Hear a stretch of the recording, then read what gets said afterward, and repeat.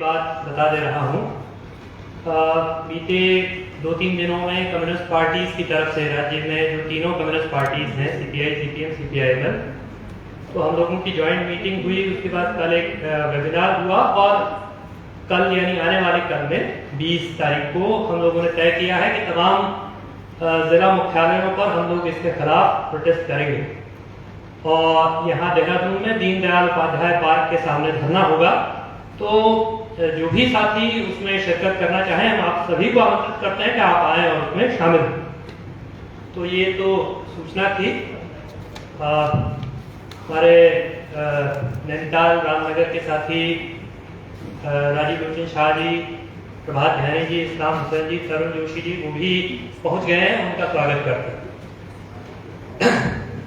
तो इस घटना के संदर्भ में बस 2-3 बातें मुझे कहनी है। तो एक पहली बात ये कि ये जो उबाल है, खून में जो ये उबाल है, ये बड़ा सेलेक्टिव। तो इसके 2 उदाहरण मैं पहले देता रहा हूं, लेकिन मैं उन 2 उदाहरणों को बाद में आता हूं, नए उदाहरणों से बात शुरू करता हूं। कल के अखबार में खबर है कि शुक्रवार के दिन उत्तरकाशी से उसी कुरोला के आसपास से भाटिया गांव से एक बच्ची का अपहरण हुआ, शुक्रवार के दिन। और कल वो अपहरणकर्ता पकड़े गए। बच्ची भी पुलिस ने बरामद कर ली, लेकिन इस पर कहीं उबाल नहीं। इस पर किसी के खून में वैसा उबाल नहीं आया जैसा उबाल कुरोला में आया। क्यों? क्योंकि जो पकड़े गए उनमें से एक का नाम अनन्या सिंह है और दूसरे का नाम हिमांशु। तो ये तो ताजा बात जी। तो ये, और जिस समय कुरोला हुआ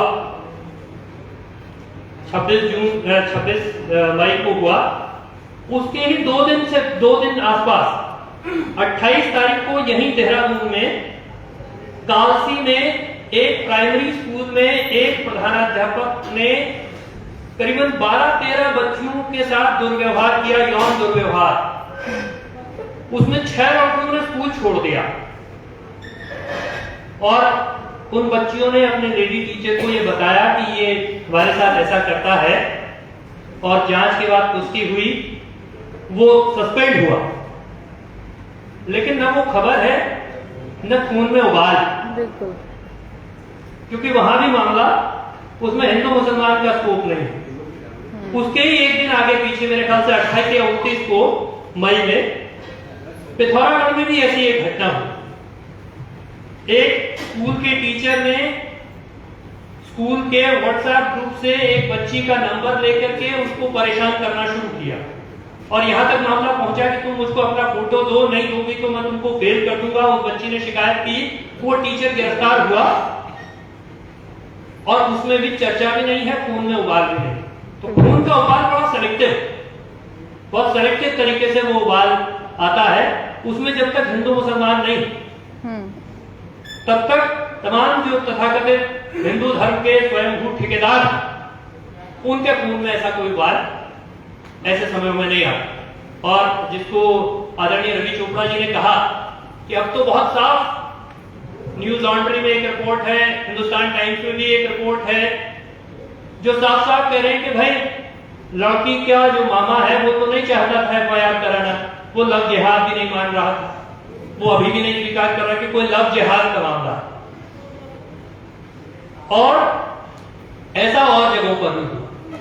गौचर में भी जो घटना हुई, तो उसमें भी कमोबेश ये जो तथाकथित हिंदूवादी संगठन के लोग हैं, वो लड़की के पिता के घर गए और उसको लेकर के फिर आए और तब उससे एफआईआर कराया, जैसा कुरोला में हुआ कि पहले से एक लिखित एफआईआर पर दस्तखत कराने की कोशिश हुई। तो उसी तरह का लगभग, तो तमाम जगह पर ये एक मोडस ऑपरेंडी है। और इसमें अभी हल्द्वानी के आसपास कमलवा गांजा में मुस्लिमों की दुकानों पर हमला 3-4 दिन से लगातार बंद हो रही है। पूरा प्रशासनिक मशीनरी, एक तरह से पुलिस की मशीनरी, ऐसा लगता है कि असहाय है। ने तो कुरोला वाले इंसिडेंट में और उससे पहले भी राज्य के डीजीपी को पहले भी पत्र लिखा और जब ये वाला हुआ जिस दिन वो स्वामी दर्शन भारती वहां दिखाई दे रहा था, तो मैंने उस दिन भी डीजीपी को पत्र लिख करके कहा कि आप के सामने वो व्यक्ति कह रहा है कि अगर पुलिस दुकान खुलवाएगी तो अच्छा नहीं होगा, तो वो तो जो कह रहा है, लेकिन राज्य के पुलिस का मुखिया चुपचाप सुन क्यों रहा है? वो धमकी दे रहा है खुलेआम कानून को अपने हाथ में लेने के लिए। तो पूरा पुलिस की जो मशीनरी है वो एक तरह से, क्योंकि सत्ता का वरद हस्त है, और इस सिलसिले में मैं ये साफ तौर पर कहना चाहता हूं कि ये जो पूरा अभियान मुख्यमंत्री इस सांप्रदायिक हिंसा, सांप्रदायिक घृणा, सांप्रदायिक उन्माद फैलाने के अभियान के नेता हैं, उन्होंने लीड किया आगे से इस अभियान को। उन्होंने शुरू किया कि लव जिहाद हो गया, उन्होंने शुरू किया कि लैंड जिहाद हो गया। और पूरे देश में अगर आप देखेंगे 2020 में इसी भारतीय जनता पार्टी की सरकार में मोदी जी के गृह राज्य मंत्री जी कृष्णा रेड्डी हैं। अब ये बड़ी विडंबना है जब आप कहिए कि कोई गृह राज्य मंत्री है, लोग कहें कौन गृह राज्य मंत्री है? वहां तो लोग एक और दो ही मंत्री को जानते हैं, ज्यादा को जानते नहीं। तो बहरहाल एक सज्जन है जी कृष्णा रेड्डी को गृह राज्य मंत्री, और उन्होंने संसद में ये जवाब दिया कि लव जिहाद वर्तमान कानूनों में परिभाषित नहीं है, एक, और दूसरा उन्होंने कहा कि किसी भी सेंट्रल एजेंसी ने लव जिहाद रिपोर्ट नहीं किया, दो। हमारे बगल में वहां थोड़ा हमारे मुख्यमंत्री से ज्यादा हिंदूवादी मुख्यमंत्री हैं।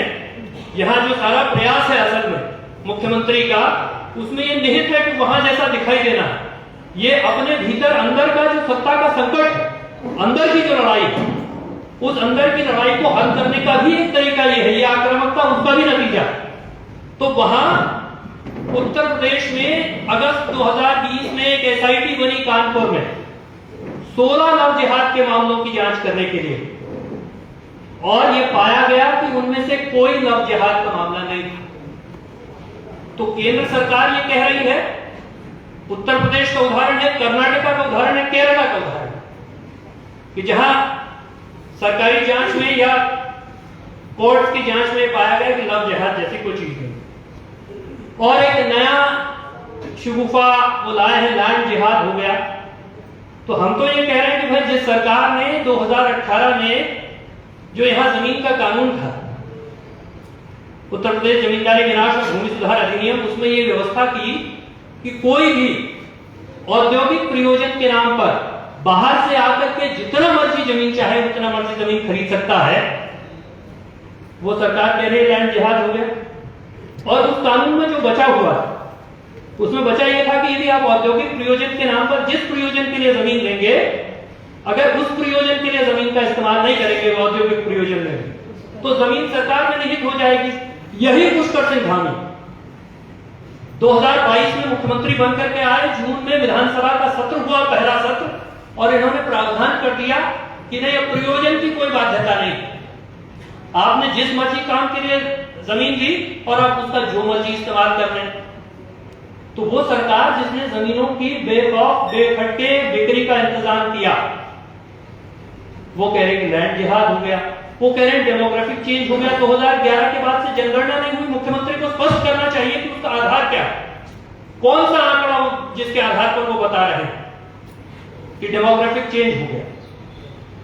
और इसमें बस दो बात और मैं कहना चाहता हूं। दूसरी बात इसमें ये तो इसका एक पहलू है, इसमें और बहुत सारी बातें कही जा सकती कि ये जहां से शुरू होता है, ये नया दौर इसमें शुरू होता है। एक तो इसका एक पार्ट ये है कि जैसे जैसे सांप्रदायिक उन्माद, सांप्रदायिक हिंसा की घटनाएं बढ़ती जाती हैं, वैसे वैसे इस प्रदेश में दलित उत्पीड़न की घटनाएं भी उसी गति के साथ, उतनी ही तेजी के साथ बढ़ती जाती हैं, क्योंकि हमारे यहाँ धर्म का इनहेरिट पार्ट है जाति।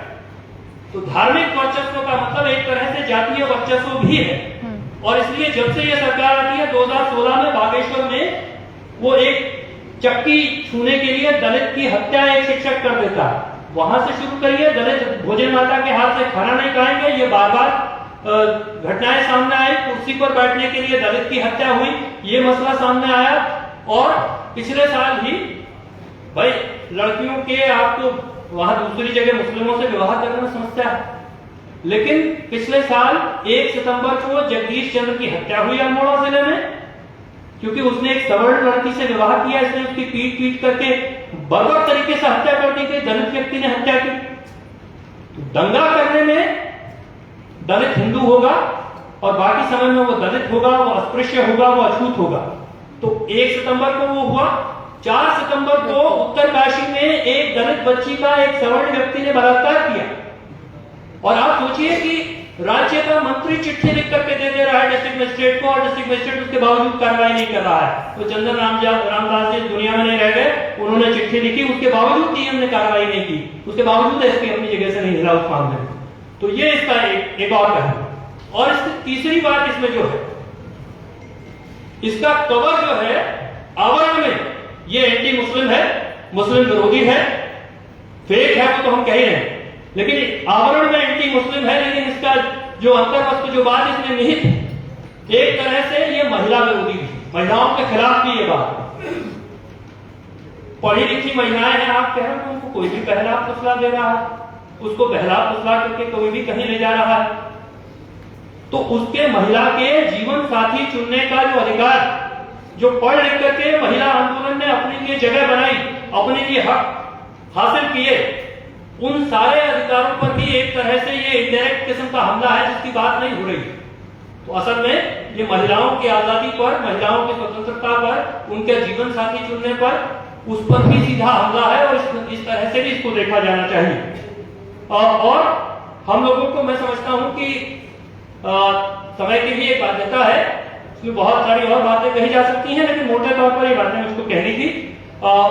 और एक आखिरी बात जो है कि वो ये कि कोई भी अपराध करे तो उसका फैसला कानून करेगा, उसका फैसला न्याय करेगा, उसका फैसला दर्शन भारती जैसे लोग नहीं करेंगे, उसका फैसला वो राकेश उत्तराखंडी नहीं करेगा।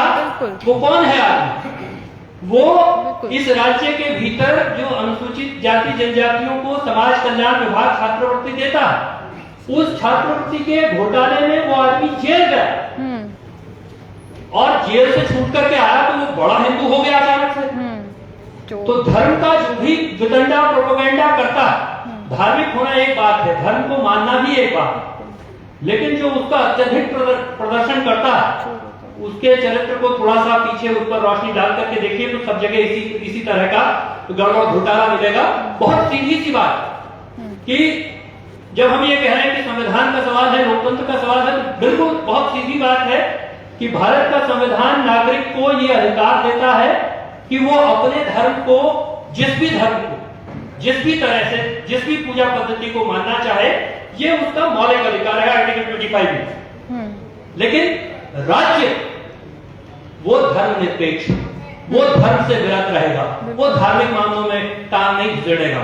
यहाँ राज्य का मुख्यमंत्री उन्मादियों का नेता है, उन्माद को लीड कर रहा है अपने सत्ता संघर्ष को बचाने के लिए।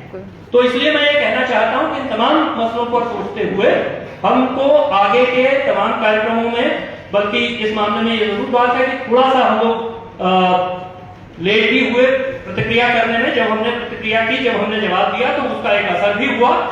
और अभी भी हल्द्वानी के वाले मामले में भी हमको पुलिस प्रशासन के लोगों से जाकर के मिलना चाहिए, उनसे कहना चाहिए कि भाई इस तरह से दंगाइयों को ये छूट नहीं हो सकती कि वो खुलेआम घूमे।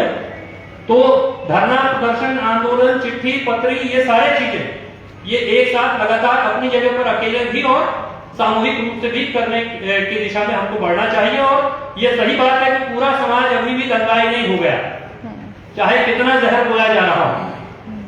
हम इतने सारे यहाँ लोग बैठे हैं, बहुत बार ये दिक्कत हो जाती है कि हम अपने आप को थोड़ा सा समाज से अलग समझते हैं। हम इसी समाज से आए हुए लोग, तो इस समाज से और उन्हीं तमाम तरह के आग्रहों, पूर्वाग्रहों, दुराग्रहों को त्याग करके एक प्रक्रिया के तहत यहाँ तक आए। तो हम आ सकते हैं, तो हमारे जैसे और बहुत सारे लोग समाज में हैं जो हमारे दायरे में नहीं है, उनको संगठित करके ये जो लफंगों की सेना चारों तरफ इस राज्य में मंडरा रही है, उनके खिलाफ मजबूती से हमको खड़ा होना होगा। इस उम्मीद के साथ कि हम ऐसा कर पाएंगे। आप सभी को बहुत बहुत धन्यवाद। इनकलाब जिंदाबाद।